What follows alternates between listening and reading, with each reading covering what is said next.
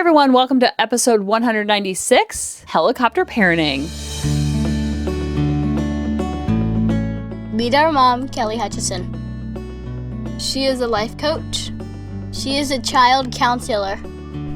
She is a teacher. She's a parent coach. And she's a mom to us. She will teach you to stop yelling at your kids. She will teach you to get your kids to listen. She will teach you how to never sleep with mommy guilt again. She will teach you how to be an imperfect mom, so you can help your kids be imperfect too. And have harmony in the home. So when you hear the term helicopter parenting, don't you love that way I just jump right in?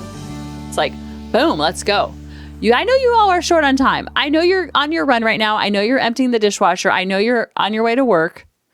I know you're out for your walk. I'm trying to think of other things you might be doing. You might be on the treadmill, which I call the dreadmill, which people who run on the treadmill, you should get like double points. If you run 3 miles, it should count as 6 because running on the treadmill is so hard. I think walking on the treadmill is a little bit easier because I like to do the incline, but running on the treadmill, OMG, that is like, are you kidding me? I've done it, but I don't like it. I don't like it at all. So helicopter parenting, when you think about helicopter parenting, you think of the term that we see all the time about a parent who is always on top of their child and they don't want them to feel tricky or negative emotions. So they try to save them for all the things. And that's where like a lot of emotional incest happens, where they need their kids to be happy, kind, and confident at all times so they can feel like they're doing a good job as a parent. And then they actually use their child as a pawn so they can feel like a good parent. I've done it. I did it. I got the t-shirt.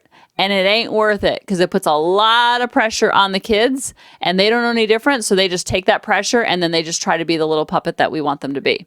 Now, when you take that, you cut the strings and you're not their puppets. So they're not your puppets, so to speak. Then you can enjoy your child and accept the as is of all the 50-50 of your child. So helicopter parenting isn't really what I'm talking about in this episode. We've all been a helicopter parent. We've all seen helicopter parenting. So we know what that is. This is a little bit different. This is a strat. I like to teach strats. I've been teaching a lot of concepts of the intangible. This is very tangible. Well, kind of not really, but I think it might help you. When I just became a conscious parent, it was very hard for me in the moment to detach my ego. That is the hardest part of all of this because I would know what to do. I would read the books. I would hear the seminars. I would hear podcasts like this and I would know what to do. But then when the rubber met the road, I flailed like a train falling off the track. So how was it that I knew what to do, but then when in the heat of the moment, I would just lose my cool, not show up the way I wanted, even though I promised myself over and over that I would. So one thing that really helped me to not do that all the time, I still do it, but remember, we shoot for B-. One thing that really helped me is pretending. This is going to sound so silly, but here I go. We're at almost 200 episodes. If you're still listening, you still like something about me. So if you need to shut it off after you hear this, I don't blame you because I can't believe I'm about to say this. I pretended like I was on the Jetsons.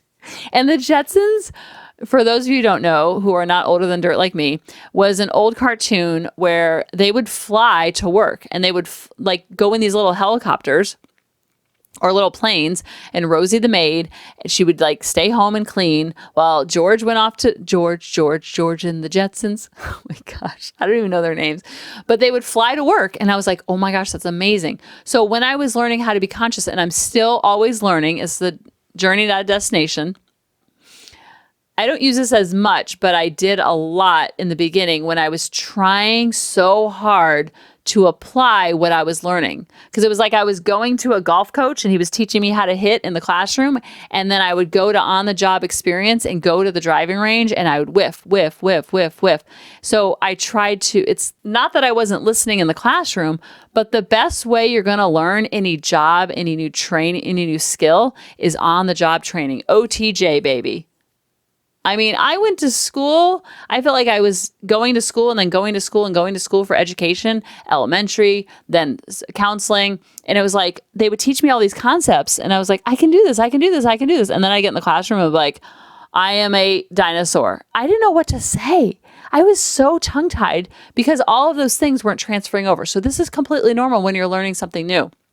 Learn in the classroom is one thing, but on-the-job training is where you get all of your learning. You have to do both, obviously. And that's why I hope you listen to this podcast. But so many of you I hear from, and I feel this way too. I learn a concept and then it goes to apply it, and the application is just redonkulous. It's like I learn an art skill and then I go to the canvas and it looks like a 3-year-old did it. And that's okay. You're still showing up. So helicopter parenting is when you're in the moment, I want you to pretend that you're going to hop in your George Jetson helicopter and you're going to fly above. And you're like that fly on the wall, and you're watching your life from the outside in. You're still in your 4 walls, but you're in your helicopter above you. This is where consciousness comes in and helps so much, because in that helicopter is where you're going to find your consciousness. You're still going to be in the mix and in the struggle and in the ring, with, so to speak, with your kids. But practicing this, going up in the helicopter, gives you kind of like an overview of what your kids are seeing, what you're seeing within yourself with your child. I said this was the strap, but the more I'm saying it out loud, it sounds so esoteric and it sounds so intangible. So I hope it's not coming across that way to hop in your George Jetson helicopter. And it doesn't have to be a helicopter. It can be a spaceship. One thing that helped me also was I pretended like I was on a reality TV show, and I pretended like there was movie cameras and there was a sound studio in my house, and all the time the cameras were going. And that was consciousness, because I was thinking about what other people were thinking about me. And so me thinking about what other people were thinking about me helped me to show up more conscious, because a lot of times we'll show up for someone else more than we'll show up for ourselves. So the helicopter concept is kind of like the same reality TV show concept. So use whichever one that you like, or a combination of both. When I was doing the day-to-day and the hour-by-hour, the reality TV cameras really helped me.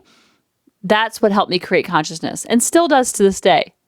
But in the moment when the rubber met the road and they were flipping out about something very small, because they can when they're younger, they can go from 0 to 100 like that. When they're older, there's a little bit of area where they go from 0 to 100, and it takes a little bit longer to get to that speed. But the younger they are, the faster they're going to get there. And that is okay. That's completely normal. What you're going to teach them is strats over time, and then it's going to be slower to get to 100, but it's still going to get to 100, and that's okay. What happens over time is I like to call them tantrums, because everyone can relate what a tantrum is, but it doesn't have to be a toddler having it. A teen can have a tantrum. We have tantrums. We have adult versions of tantrums. I know I do. Do you? I'm waiting for an answer. Of course you do, because you're a human. And I do, because I'm a human. And we're shooting for B-. And so the video cameras help me on the day-to-day and the hour-by-hour. What would I do if I had millions watching? That's me getting consciousness, not caring what other people think, but I am behind the movie screens. I am behind the camera. My kids are behind the camera. What are they seeing? What am I seeing within myself? How am I showing up? What's my energy? What's my body language? What's my physical appearance? And it's okay to be in the hot mess express, but you don't want to live there. Unless you want to live there. That's why you get to look through the camera and see it from another angle, and then you get to make those choices from consciousness. And when you're in the helicopter is when you hop in the helicopter as soon as the tantrum begins. And the tantrum can look like yelling, screaming, pouting, sulking. It's just a big emotion that is happening and you don't know what to do about it. So going in your helicopter is kind of like a safe spot. And then that's where you're able to get some breath and some space in between you and what's happening, because there's a lot of time you want to create between their action and your reaction. And in that helicopter, you can create more space and time and see yourself from the outside in versus knee-jerk reaction. And seeing in that space between your action and your reaction is where all of the goodness is. That's where all the learning comes from, because the more that you can slow it down, the more that you can hear your thinking between their action and your reaction. And you can have that type of dialogue with yourself, like, what was going on for you?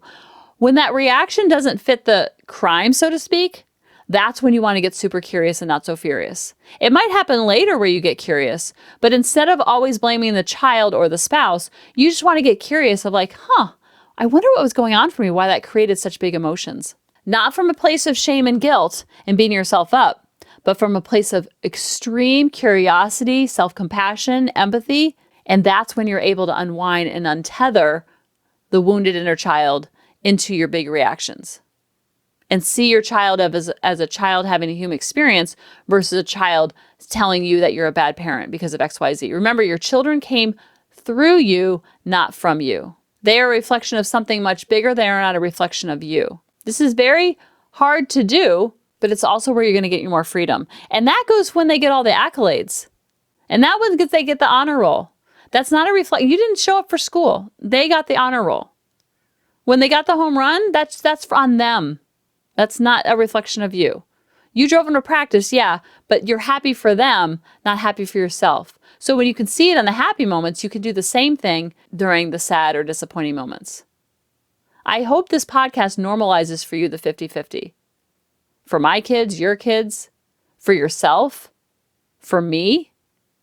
Because it takes the shame and stigma away that we always have to be happy, kind, and confident.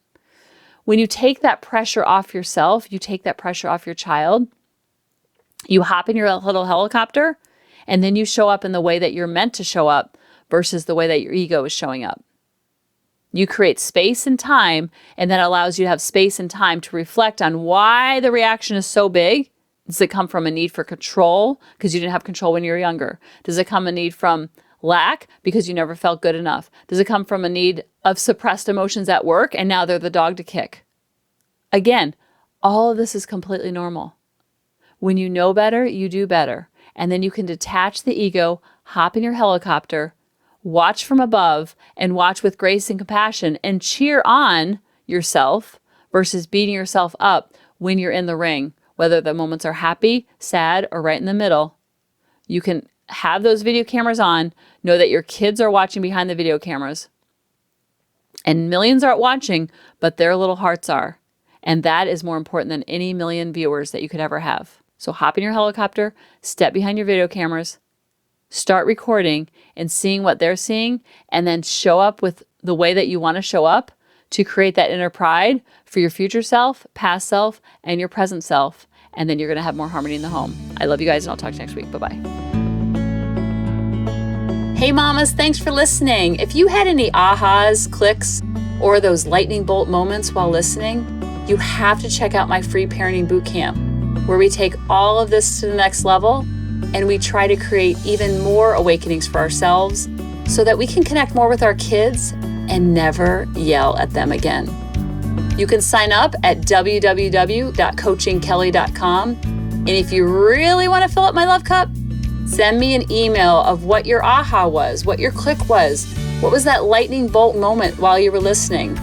I want nothing more in life than for you to have harmony in your home and to learn how to be an imperfect mom like me, which allows your kids to be imperfect too, each and every day. Thanks for listening.